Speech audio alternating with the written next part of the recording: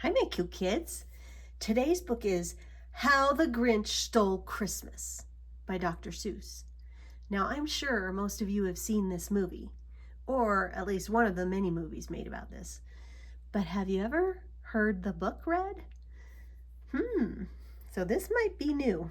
Maybe not, but maybe so. How the Grinch Stole Christmas by Dr. Seuss. Every Who down in Whoville liked Christmas a lot. But the Grinch, who lived just north of Whoville, did not. The Grinch hated Christmas, the whole Christmas season. Now, please don't ask why. No one quite knows the reason. It could be his head wasn't screwed on just right. It could be, perhaps, that his shoes were too tight. But I think that the most likely reason of all may have been that his heart was 2 sizes too small.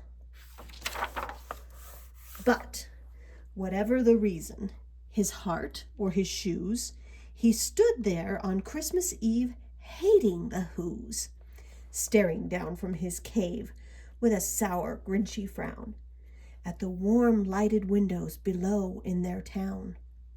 For he knew every Who down in Whoville beneath was busy now hanging a mistletoe wreath. And they're hanging their stockings, he snarled with a sneer. Tomorrow is Christmas. It's practically here. Then he growled with his Grinch fingers nervously drumming. I must find some way to stop Christmas from coming. For tomorrow, he knew, all the Who girls and boys would wake bright and early. They'd rush for their toys. And then, oh, the noise. Oh, the noise, noise, noise, noise. That's one thing he hated. The noise, noise, noise, noise. That's a lot of fun toys to play with, huh? Then the Whos, young and old, would sit down to a feast.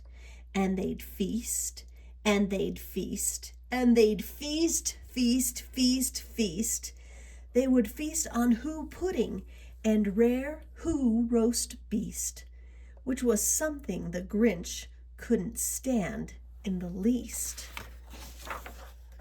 And then they'd do something he liked least of all. Every Who down in Whoville, the tall and the small, would stand close together with Christmas bells ringing. They'd stand hand in hand, and the Whos would start singing. They'd sing, and they'd sing, and they'd sing, sing, sing, sing. And the more the Grinch thought of this Who Christmas sing, the more the Grinch thought, I must stop the whole thing. Why, for 53 years I've put up with it now. I must stop this Christmas from coming. But how? Then the Grinch got an idea. An awful idea. The Grinch got a wonderful, awful idea.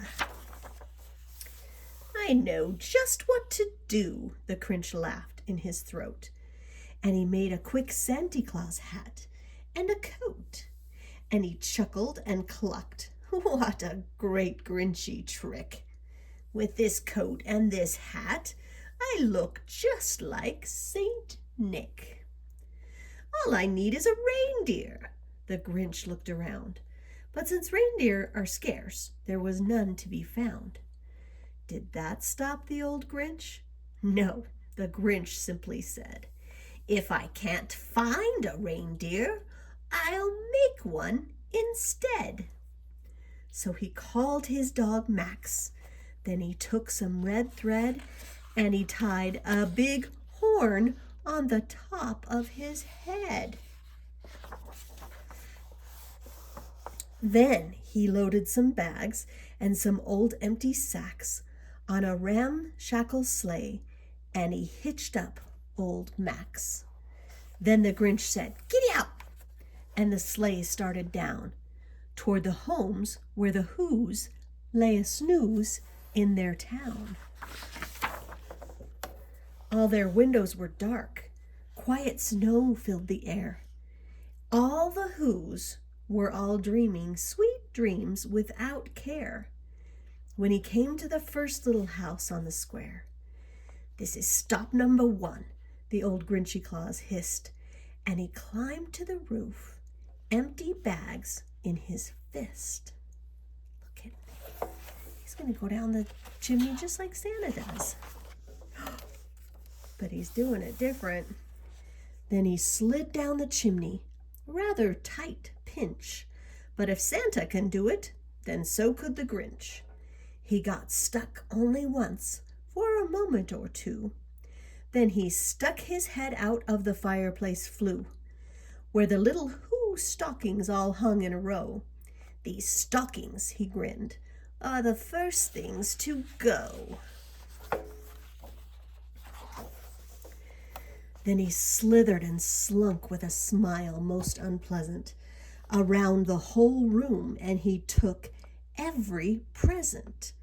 Pop guns and bicycles, roller skates, drums, checkerboards, tricycles, popcorn, and plums, and he stuffed them in bags. Then the Grinch, very nimbly, stuffed all the bags, one by one, up the chimbley. Wait a minute. That's not right. It's supposed to be chimney, huh? But chimbley rhymes with nimbly. Whoop. Then he slunk to the icebox. He took the Who's feast. He took the Who pudding. He took the roast beast. He cleaned out that icebox as quick as a flash. Why, that Grinch even took their last can of Who hash. What is Who hash? I don't know, but he took it. Then he stuffed all the food up the chimney with glee. "And now," grinned the Grinch, "I will stuff up the tree." And the Grinch grabbed the tree and he started to shove when he heard a small sound like the coo of a dove.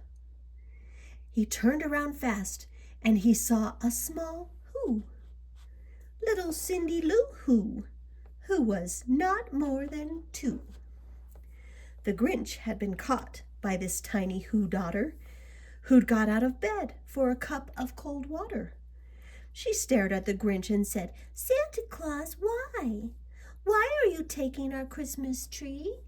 Why?"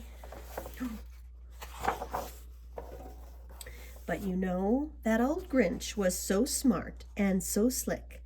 He thought up a lie, and he thought it up quick. "Why, my sweet little tot," the fake Santa Claus lied, "there's a light on this tree that won't light on one side. So I'm taking it home to my workshop, my dear. I'll fix it up there, then I'll bring it back here." And his fib fooled the child. Then he patted her head, and he got her a drink, and he sent her to bed.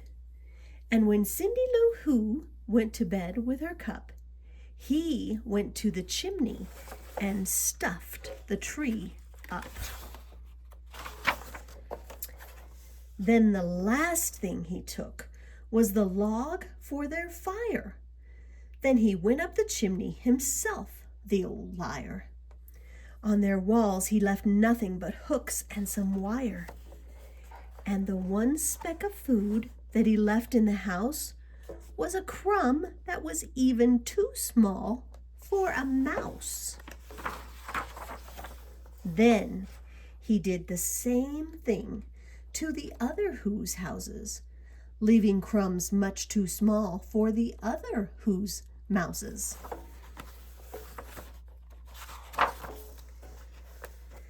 It was 1/4 past dawn, all the Who's still abed. all the Who's still a snooze when he packed up his sled.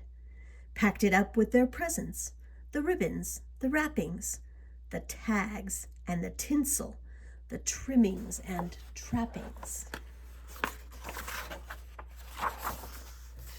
3,000 feet up the side of Mount Crumpet, he rode with his load to the tip-top to dump it.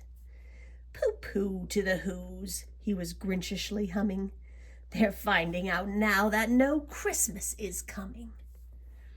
They're just waking up. I know just what they'll do. Their mouths will hang open a moment or two. Then the Who's down in Whoville will all cry, boo-hoo. That's a noise, grinned the Grinch, that I simply must hear. So he paused, and the Grinch put his hand to his ear. And he did hear a sound rising over the snow. It started in low, then it started to grow. But the sound wasn't sad. Why, this sound sounded merry. It couldn't be so, but it was merry, very. He stared down at Whoville. The Grinch popped his eyes. Then he shook.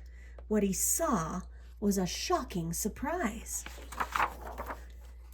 Every Who down in Whoville, the tall and the small, was singing without any presents at all. He hadn't stopped Christmas from coming. It came. Somehow or other, it came just the same. And the Grinch, with his Grinch feet ice cold in the snow, stood puzzling and puzzling. How could it be so? It came without ribbons. It came without tags. It came without packages, boxes, or bags. And he puzzled 3 hours, till his puzzler was sore. Then the Grinch thought of something he hadn't before. Maybe Christmas, he thought, doesn't come from a store. Maybe Christmas, perhaps, means a little bit more. And what happened then? Well, in Whoville, they say, that the Grinch's small heart grew 3 sizes that day. And the minute his heart didn't feel quite so tight, he whizzed with his load through the bright morning light. And he brought back the toys and the food for the feast. And he himself, the Grinch, carved the roast beast. The end. And that, my kiddos, is the original How the Grinch Stole Christmas. I hope you liked it. I love you. Bye.